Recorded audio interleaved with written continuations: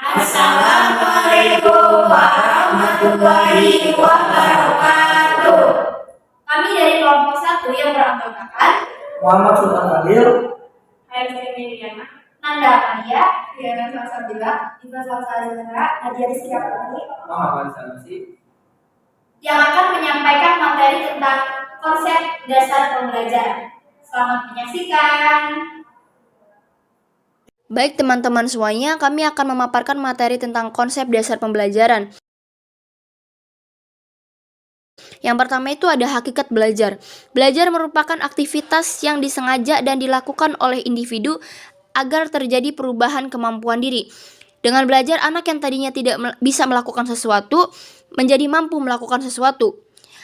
Dan yang tadinya tidak mampu untuk terampil bisa untuk menjadi terampil. Seperti contoh, anak sekolah dasar yang baru memasuki sekolah belum mampu untuk membaca, belum mampu untuk menulis dengan benar. Lama-kelamaan bila terus berlatih, bila terus belajar akan bisa. Dan belajar menurut James tahun 1984 adalah suatu proses di mana suatu organisme berubah perilakunya sebagai akibat dari pengalaman. Terdapat 3 unsur dalam pokok belajar, yaitu ada proses, ada perubahan perilaku, dan pengalaman. Yang pertama itu ada proses. Seseorang dikatakan belajar apabila pikiran dan perasaannya aktif. Aktivitas pikiran dan perasaan itu sendiri tidak dapat diamati oleh orang lain. Akan tetapi, bisa dirasakan oleh orang yang bersangkutan. Guru tidak dapat melihat aktivitas pikiran dan perasaan siswa. Guru melihat dari kegiatan siswa sebagai akibat adanya aktivitas dan pikiran dalam perasaan siswa. Seperti contohnya, siswa tersebut memperhatikan guru saat menjelaskan, siswa tersebut dapat menyelesaikan soal-soal yang diberikan guru, dan siswa tersebut dapat berdiskusi dengan temannya. Selanjutnya, perubahan perilaku. Hasil belajar akan tampak pada perubahan perilaku individu yang belajar. Seseorang yang belajar akan mengalami perubahan perilaku sebagai akibat kegiatan belajarnya. Perubahan perilaku sebagai hasil belajar diklasifikasikan menjadi 3 domain, yaitu kognitif, afektif, dan psikomotorik. Domain kognitif meliputi perilaku daya cipta, yaitu berkaitan dengan kemampuan intelektual manusia, antara lain kemampuan mengingat, kemampuan memahami, menerapkan, menganalisis, mensintesis, dan mengevaluasi. Pada pembelajaran perubahan, perilaku sebagai hasil belajar yang ingin dicapai dapat dirumuskan dalam bentuk tujuan pembelajaran atau rumusan kompetensi yang ingin dicapai dengan segala indikator. Selanjutnya, pengalaman. Belajar adalah mengalami, yang artinya bahwa belajar terjadi karena individu berinteraksi dengan lingkungannya, baik lingkungan fisik maupun lingkungan sosial. Lingkungan fisik adalah lingkungan di sekitar kita, individu, baik dalam bentuk alam sekitar maupun dalam bentuk hasil ciptaan manusia. Belajar dapat dilakukan melalui pengalaman langsung maupun pengalaman tidak langsung. Siswa yang melakukan eksperimen adalah contoh belajar dengan pengalaman langsung, sedangkan siswa belajar dengan mendengarkan penjelasan guru atau membaca buku adalah contoh belajar melalui pengalaman tidak langsung. Belajar pada hakikatnya adalah proses interaksi terhadap semua situasi yang ada di sekitar individu. Menurut Sujana, belajar juga merupakan proses melihat, mengamati, dan memahami sesuatu. Pernyataan tersebut menegaskan bahwa indikator belajar ditentukan oleh perubahan dalam tingkah laku yang bersifat permanen sebagai hasil dari pengalaman atau latihan.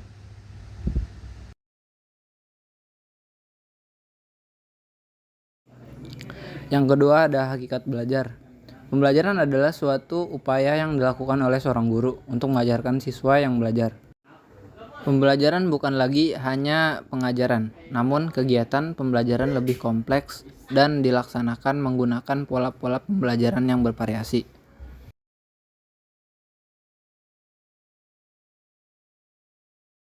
Mudofir 1987 ada 4 pola pembelajaran, yakni pola pembelajaran guru dengan siswa tanpa menggunakan alat bantu. Polanya guru ditambah alat bantu dengan siswa. Pola kedua, guru ditambah dengan media dengan siswa, dan pola media dengan siswa atau pola pembelajaran jarak jauh menggunakan media. Peran guru dalam pembelajaran selain menjadi tenaga pendidik, akan tetapi guru harus memiliki multi peran dalam pembelajaran.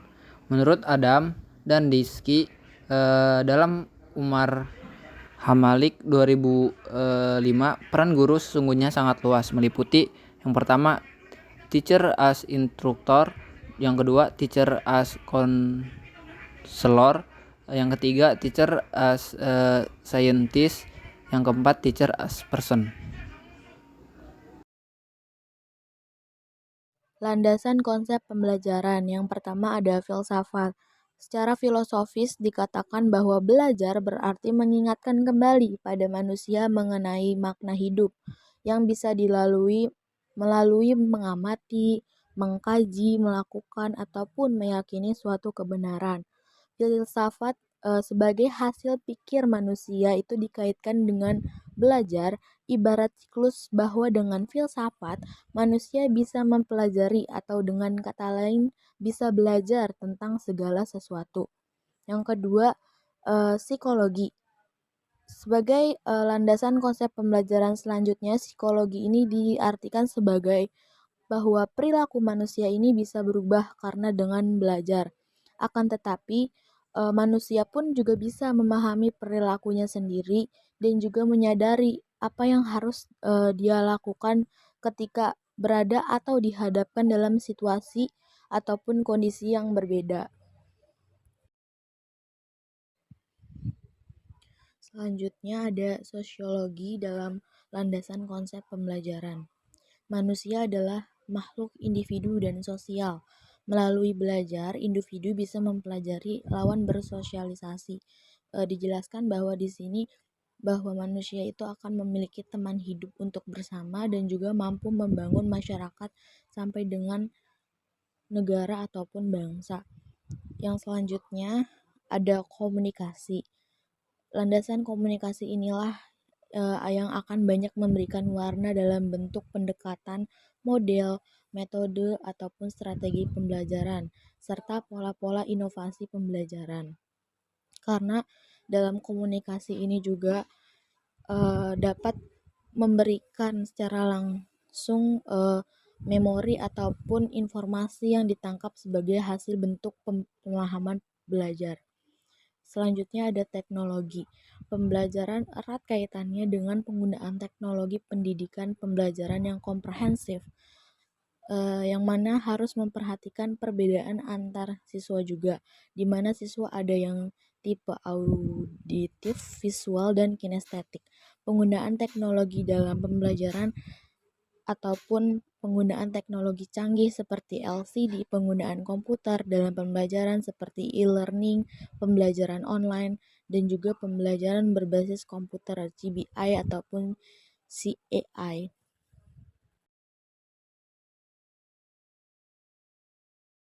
Selanjutnya, terdapat proses pembelajaran. Dikatakan suatu pembelajaran yang baik bila semua paradigma masyarakat perguruan tinggi itu telah memahami dengan baik tentang suatu proses pembelajaran siswa aktif, atau yang disebut learning how to learn.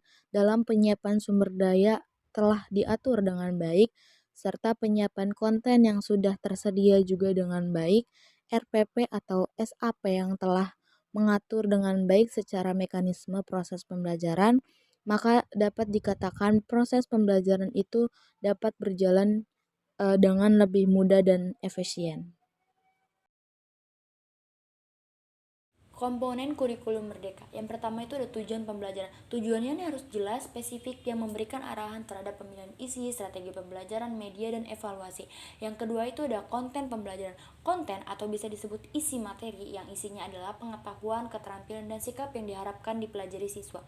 Yang ketiga itu ada metode pembelajaran. Metode atau bisa disebut dengan strategi adalah cara belajar mengajar yang digunakan oleh guru untuk memfasilitasi pembelajaran siswa, seperti strategi ekspositori, penemuan, kelompok, dan individu.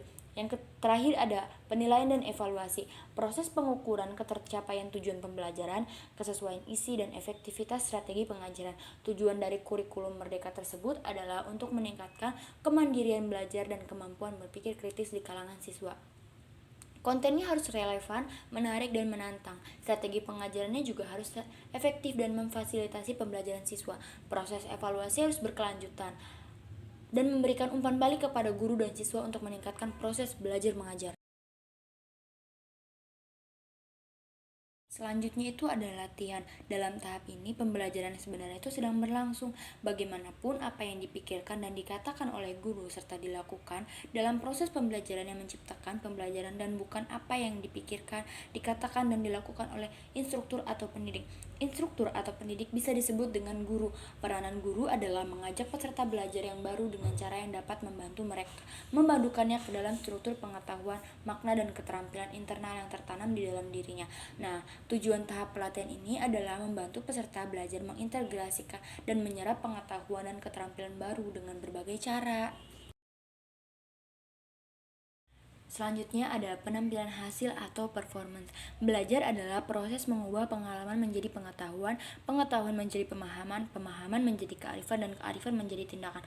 Namun banyak yang mengabaikan tahap ini, padahal tahap ini memiliki tujuan yaitu untuk memastikan bahwa pembelajaran tetap melekat dan berhasil diterapkan. Setelah mengalami 3 tahap pertama dalam siklus pembelajaran, kita semua perlu memastikan bahwa seseorang itu melaksanakan pengetahuan dan keterampilan baru mereka pada pekerjaan mereka, nilai-nilai nyata bagi diri mereka dan organisasi dan klien organisasi. Tujuan tahap ini adalah membantu peserta bela menerapkan dan memperluas pengetahuan mereka pada pekerjaan hingga hasil belajar akan melekat pada penampilan hal akan terus meningkat.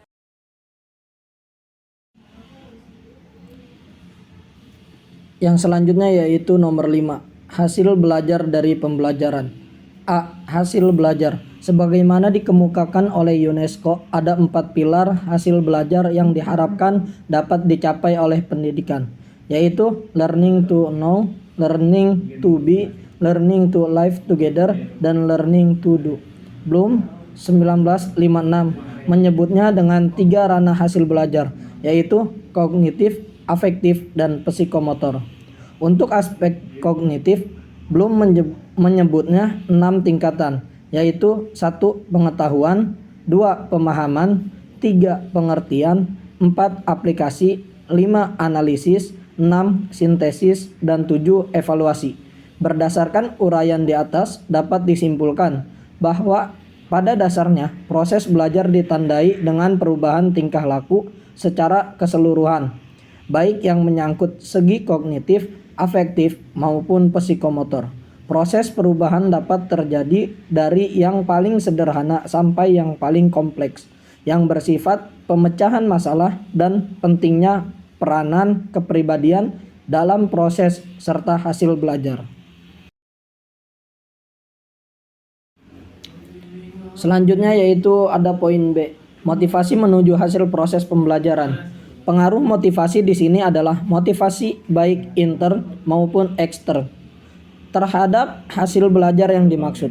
Menurut Hildegard, motif merupakan tenaga penggerak yang memengaruhi kesiapan untuk memulai melakukan rangkaian kegiatan dalam suatu perilaku. Pasaribu 1988 ayat 46. Sedangkan MC Seleland 1953 yang dikutip oleh Max Darsono 1989 ayat 99 menyatakan bahwa motif adalah suatu energizer, sumber tenaga, penggerak, suatu konsep yang diperlukan untuk menjalankan aktivitas organisme. Motif umumnya dipandang suatu di posisi pribadi, artinya bersifat potensial. Dalam hal ini, Wigman 1975 ayat 281 menjelaskan, motif as an energizing condition of the organism that serves to direct that organism, usually toward a goal of goals or a certain class, and motive is sometimes used interchangeably with the term need and drive. Pada selanjutnya yaitu motif merupakan suatu sumber kondisi tertentu yang biasanya dimiliki oleh setiap individu yang bertujuan untuk memberikan suatu arahan agar bisa memilih kesiapan tindakan yang akan dilakukan sesuai kebutuhan dan arahan. Dikutip oleh Syamsuddin 1990, bahwasannya ia membedakan motif sebagai berikut. Yang pertama ada motif primer atau motif basic ataupun dasar. Yang kedua itu ada motif sekunder yang dimana motif ini berkembang di dalam diri individu karena pengalaman dan dipelajari. Nah, yang termasuk ke dalam golongan motif sekunder itu ada beberapa bagian, adapun motif-motif sosial, motif-motif objektif, dan motif berprestasi.